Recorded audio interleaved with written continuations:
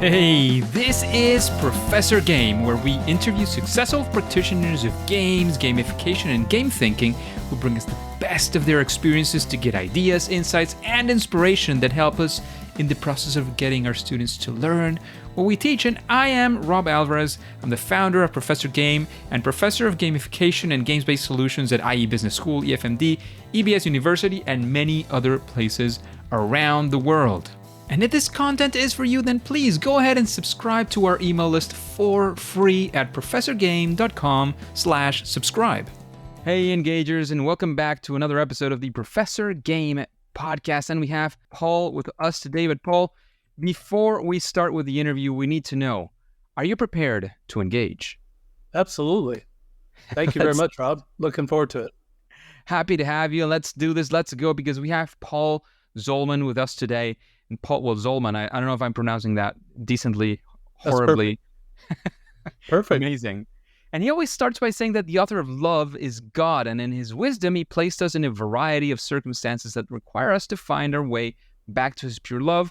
So what qualifies Paul Zolman to speak about love? His childhood experience of the opposite of love, from that austere beginning and the distaste it formed inside him. He searched for and eventually created a method that transformed his life from anger to loving everyone, essentially. So growing up in a family of abuse, physical touch became his preferred love style only because of the regularity. He could almost count on it.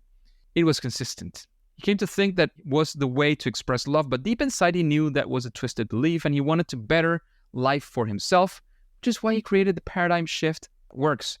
In this book, you'll find that helped Paul Zolman moved from childhood boot camp of abuse to being a person who loves everyone and can find good about anyone in any circumstance, which is truly the role of love. And he has also created a game around this, which is called the Roll of Love dice as well. But anyways, I don't want to dive into anything that actually Paul is going to explain to us. But Paul, is there anything that we should know before we start, or did we say what we need in the intro? That was a great intro, Rob. I appreciate that. Amazing. So, Paul, first things first, what does a day with you look like? We want to, sort of be in your shoes for a bit and understand what being Paul looks like nowadays.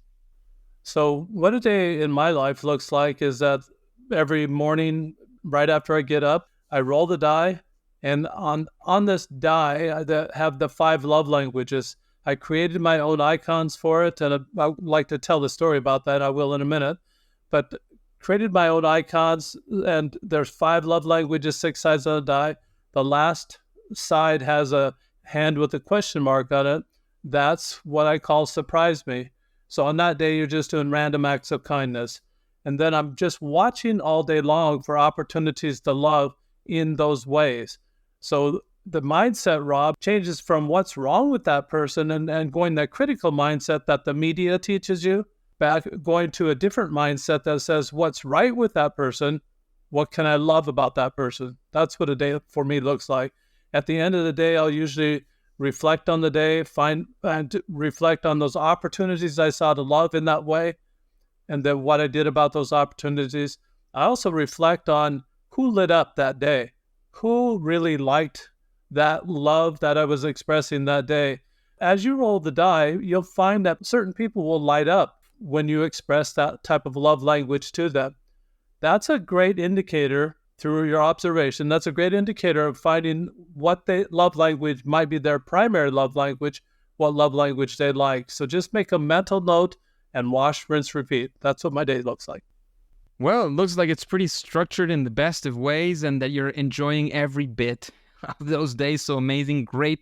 Good job doing what you do to enjoy your days, which is, I think, also very important. And talking about enjoying, we actually want to go for a story this time, a story of something that you were creating, probably when you were creating your game at the Roll of Love, and it actually didn't go as you expected. You were going north, things went south. That's the kind of thing that happens when we're creating games, when we're creating something new. And, we want to be there with you, understand what happened. How did you get out of it? And of course, eventually see how we can learn any of the lessons and not fall, at least for the same mistakes that you did at some point. I think I want to just take you a little bit back a little farther, Rob. What the problem was that I was trying to solve with this game In that abusive childhood that I had, it really was more generational than genetic. It was just something that had been passed down from my grandfather, that when he was living in the late 1800s, he found a wife in Indiana in the United States and married her, had 9 children with her. And after that ninth child, she passed away. And he was so distraught about that he just thought he would uproot, sell all the land, sell all the equipment. When people came to the auction, he also said, would you like this child? And would you like this child? And would you like this child? Until systematically all the children were given away except for one. And so it's kind of very dysfunctional in that way. Then he moved to Montana with that one child named Benjamin, moved to Montana and found another wife, had 10 more children with that wife, and of which my father was number 6. My father was born in 1922, and when he was 10 years old, 1932, his grandfather passed away. So now you have 19 children that are abandoned. You're in the midst of the Depression, 1932. Finances and all these stresses of life come upon you, and what are you going to do? Are you going to be stressed, or are you going to express kindness in that tone? And it was just easier to be stressed and easier to be upset, apparently, for my family and for the generational things that had been passed on. So my father passed that on to us. I'm number 10 of 11 children. We had large families in our families, and I had 8 children. I kind of toned it down. But as number 10 of 11 children, I had to do kind of what my big brother and big sister said. I only had a sister that was just older than me, and then a sister that was just younger than me. So I'm kind of the baloney between these two white bread pieces of sisters, and all the rest are boys. So it's just, I'm the youngest boy. My father had to drop out of school because of the economic hardship of his family, and he only got an 8th grade education. So the kind of jobs that he could get would be a truck driver, and that's what he did for his whole life. Became a little diesel mechanic as well. So he was gone through the week and just home on the weekends. On Friday night, I respect him very much for this. He dated my mother every single Friday night. Wasn't much creativity, though. There was always the same venue, always the same things went on. And I'm imagining a lot of this because of the results of it. But it was always at the Maverick Bar, and it was always over alcohol. So while my mother's going down the line, imagine she started at the oldest down to the youngest, my father's having annoyance after annoyance after annoyance after annoyance built up until he's ready to blow. And then they get to me, talk about what Paul did to the sisters, because I'm right sandwiched right in between those two girls. And he really loved his women, loved taking care of women. And so I felt like a target for him. So one time I remember a spanking that I received. It was either a belt or a spanking after these interviews with my mom. We'd get a belt or a spanking on the weekend. Most weekends, some weekends were different. Some weekends we must have been really good through the week and it didn't happen. But most of my memory is that it happened very often, consistently. And so one time I remember being black and blue on my rear for more than 3 weeks. And at the time, who are you going to call? I didn't know. It's like a Ghostbusters thing. Who are you going to call?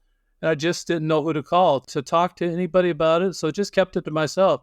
I ended up moving out of my house when I was 17 and then moving in with my brother and their family. And they were transferred down to California, and I just, life went on from there. But up until about age 35, I kept blaming my father for failed relationships and just things that wasn't working. Eventually, my first marriage, because of these residual anger I had from my childhood, as part of the problem, my marriage ended, and so I was divorced.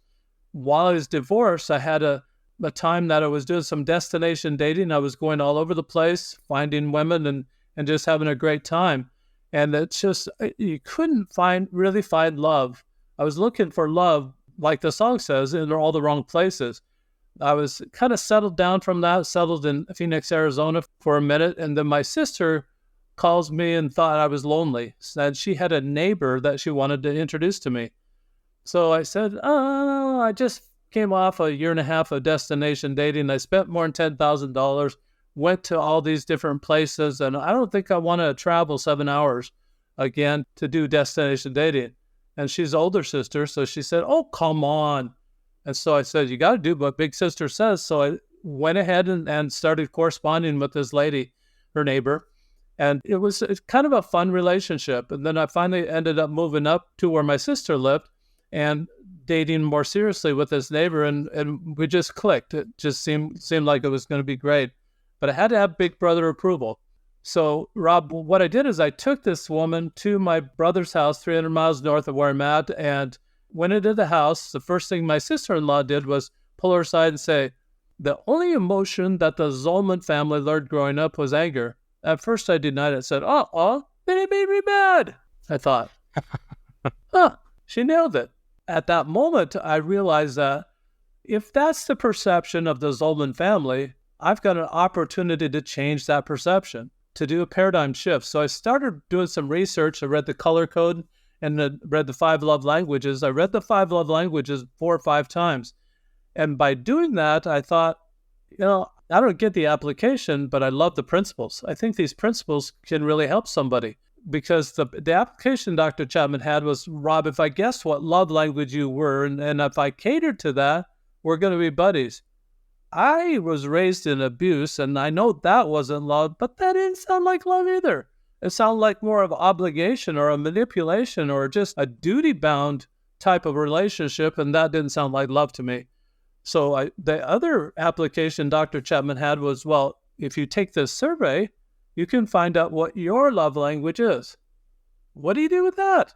Advertise? Hello, Rob. I'm gifts. What do you have for me today? That also just became so awkward that it just wouldn't work. But then I thought, when I was a kid, the happy times as a kid were when we were playing games as a family. I mean, even though it was more locker room talk, smack talk, and it was just back and forth because most of the people in the family were men, all big brothers, and just those 2 sisters and me in between. So I'm more mild than the older brothers, but it was all that smack talk. But it was fun. And I just remember it being fun. So I thought, maybe if I contact Dr. Chapman, maybe he'll license those little icons they had for the different love languages. I contacted him. He sent an attorney letter back and said, no, we're not doing that at this time, which I was really grateful. So I contacted an intellectual property attorney here in town, and he taught me something that was very, very significant, especially for people that are developing a game. That theory is not copyrightable. Application is. So if you find a good theory that you think might be a great game, you can probably make it a game. So I made my own icons, and then I put it on a die. So just a review of the 5 love languages, you've got the words, you've got time, service, touch, and then the gifts. So I made an icon for each one of those, and the 6th side of the die, as I mentioned, is surprise me. So on the surprise me day, you're just doing random acts of kindness. But there's just 2 instructions. It's a very simple game. You roll the die every day. That's the love language you practice giving away all day that day. And while you're watching for these opportunities to love and watching to express love in that particular way, you're also watching for people that light up. You're watching for those people that actually feel that they're being loved, and they'll light up. Everybody lights up like that. It's just kind of a phenomenon, Rob, that people light up when they feel loved. So I thought, this is great. This is something that I think that is working for me, worked for me in this way. Up to age 35, I kept blaming my father for these failed relationships, failed everything falling apart that way, socially and everything else. And at 35, he'd been dead already 7 years. And I was still blaming him. He didn't even have any chance to defend himself. I thought, I got to stop that. And so I started saying, no, I'm not going to be angry today. And it's more of a negative goal to say, I'm not going to do this, instead of saying, I am going to do this. So the positive statement of that, I am going to do this. So when the game came along and I said, I am going to do this, I did it every day.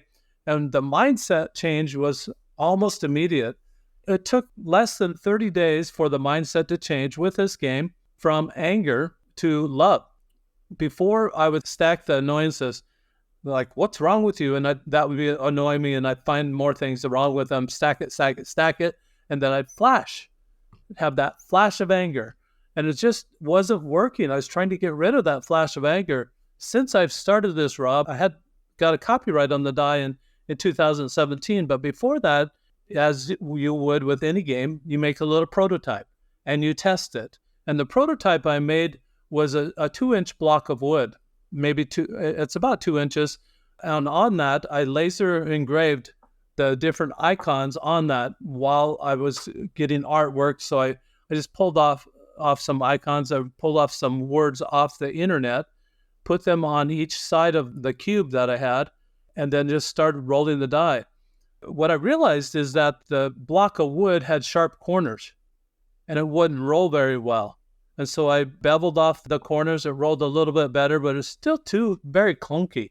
And you'll find this, that's why you make a prototype, because you find out what is going to be the appropriate size for the game that you're making. And as I was doing that, I realized that, I've got to make it a lot smaller, make it like a regular die. And I decided on about a 1-inch by 1-inch cube. And so that's what it is today. And it's very easy to roll. I had the artwork sent to a place in Poland that was a dice manufacturer, and found out that it was 1/3 of the cost of any manufacturer here in the United States. And the Polish are really known for their artisan work. They have to do ceramics. And this is kind of a ceramic, but a more of acrylic type of die. It's light and it rolls very easily. And they do a fine job. It's all hand etched, and it's just amazing what I was able to do to pull together a die. So that's kind of the game. Well, it sounds amazing, Paul, and thank you for your insights on how it went, what happened well, what didn't happen so well. I do have a sort of, let's call it a follow-up in that sense. If you were to develop another game, would you say that you followed some form of a process? And what process would that be like? We would like to get into your head of how this went, how you managed to make it a success.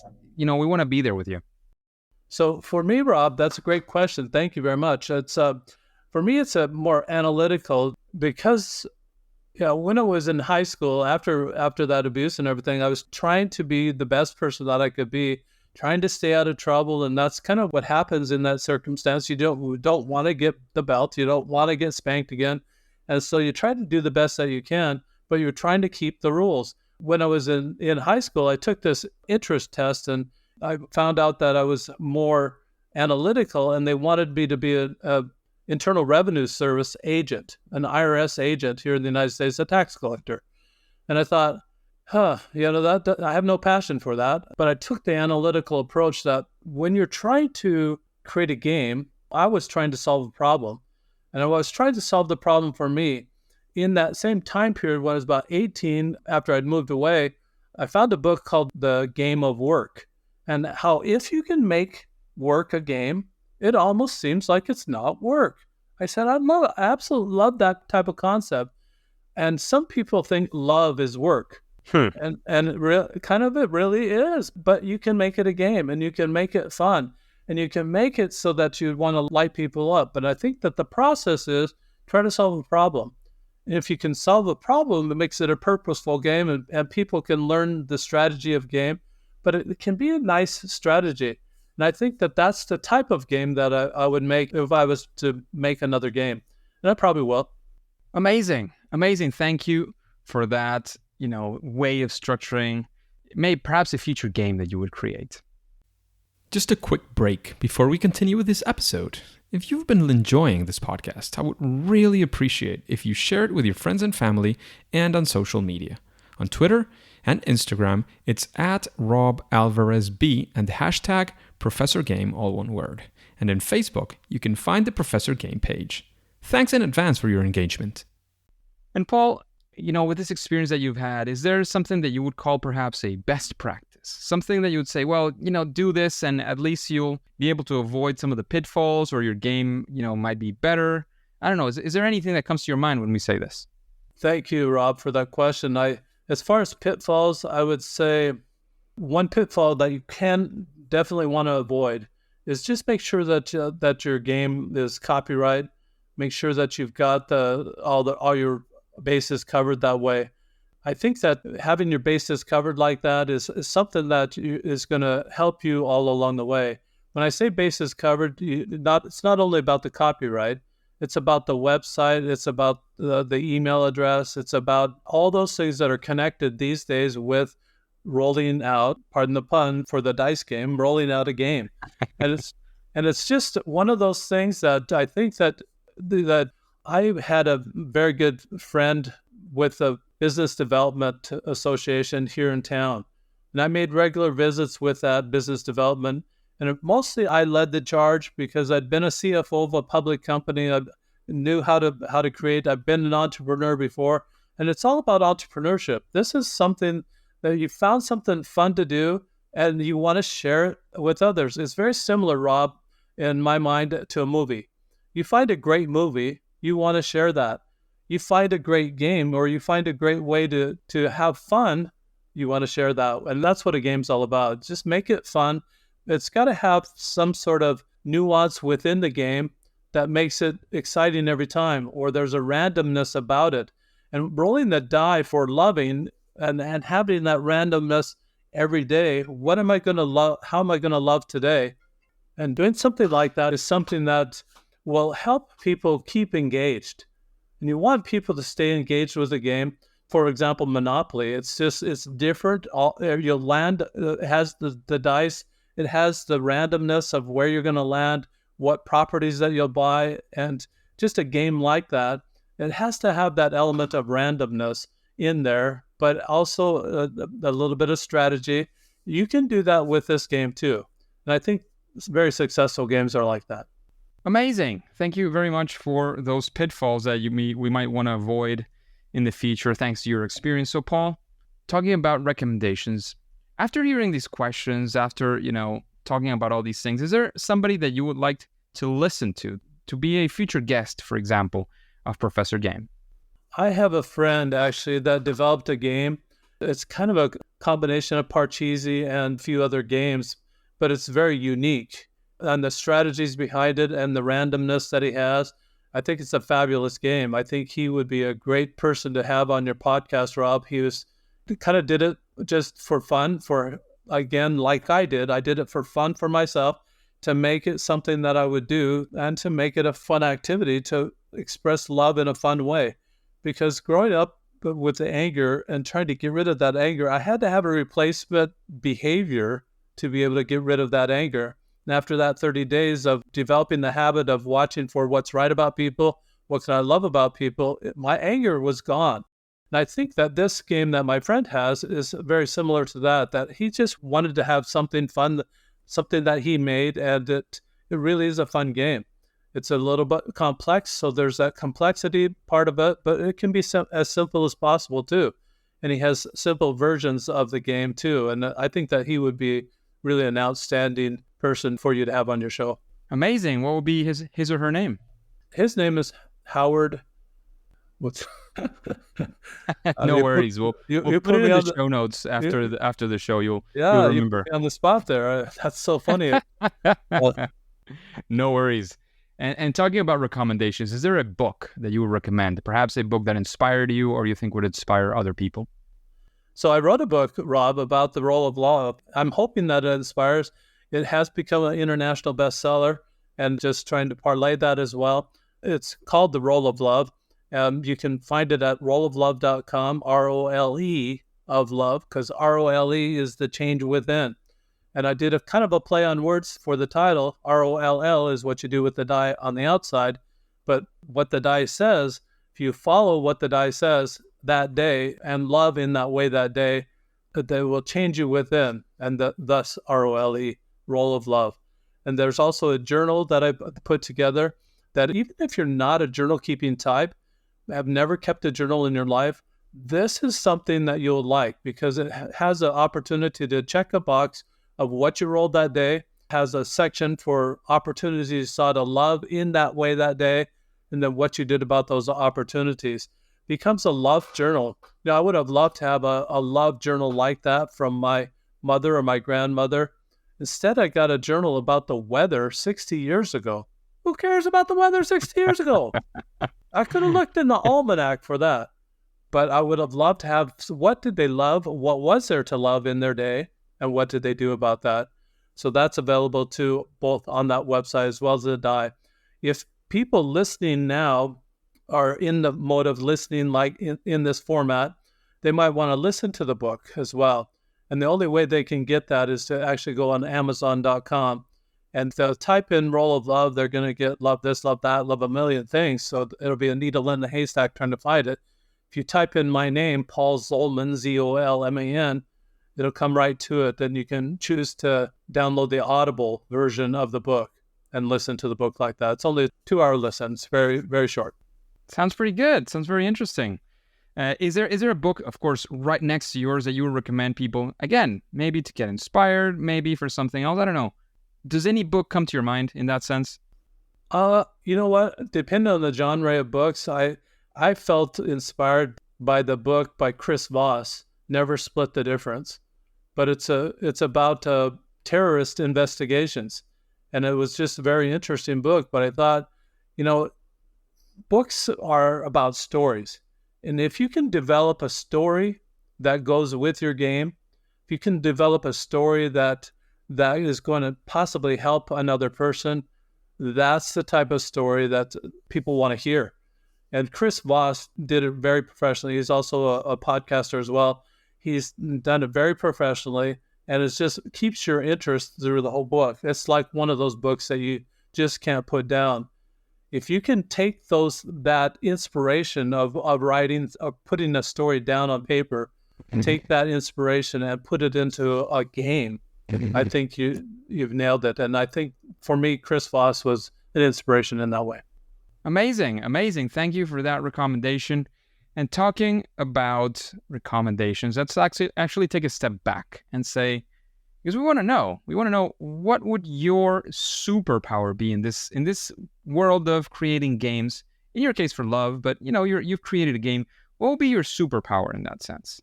I love that question, Rob. Thank you very much. I've got a T-shirt that says kindness is my superpower.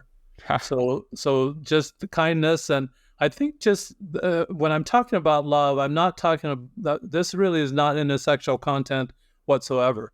It's about decency to people, watching for what's right about people, watching for possibly attributes that person might display that they don't even know that they have it. But when you express it to them and they said, oh, that's really nice, thank you. And they start to realize that they have great value. So when you light up a person and you're making their day, you're making it so that they're going to be kind to other people too. They're going to pass that on. In contrast, if you send out anger, you've made not only them angry, but they're going to make everybody else's day miserable too. They're going to pass that on. Kind of liken that to when I was on the lunch line and when I was in school, people slug you in the shoulder and say, pass it on. And if you didn't pass it on, you got several slugs in the shoulder. It's just like that. Kindness would be my superpower. Thank you. Amazing. That sounds great. And kindness is underrated usually. So I definitely think that that's something that we need to take care of a lot more in these days. So Paul, we are arriving to the end of the interview. I don't know if you have anything you haven't said at this point that you want to make sure that you get in, so to speak, in the interview. Again, any final piece of advice? I don't know. Whatever you want to go for. This is your time. Take it away. Thank you, Rob. That's really good. I like to be more creative, and creating a game is a creative thing. When I say creative, though, I like to say, what is a crossover, or what's something different, or what's something very similar to what I'm trying to accomplish. And the best thing that I've found is in the yoga studios, at the end of class, they put their hands together, kind of in a praying motion. It's kind of the praying emoji with the thumbs toward your chest. And then they say, Namaste. The word Namaste actually means that the God in me sees the God in you, or put another way, the divine in me sees the divine in you. There's a huge crossover here to the Roll of Love die that I've created. You're watching for what's good about that person all day long, or what's good about anybody. I created this when I was single, Rob, and so I didn't have anybody else. I didn't have a significant other, as Dr. Chapman would suggest. I didn't have a significant other to practice, so I decided on my own to send it out to everybody. That has worked so well that it created this mindset that it's not only people that are in your family that you need to love, but or look for the divine in them, but it's namaste to everybody. What you see is that's good about them, talk about it and send it out. And I love that crossover to the yoga studios and to the Hindu, the Sanskrit language that developed the word. We also are blessed with the words nirvana and karma from the Sanskrit dialect in northern India.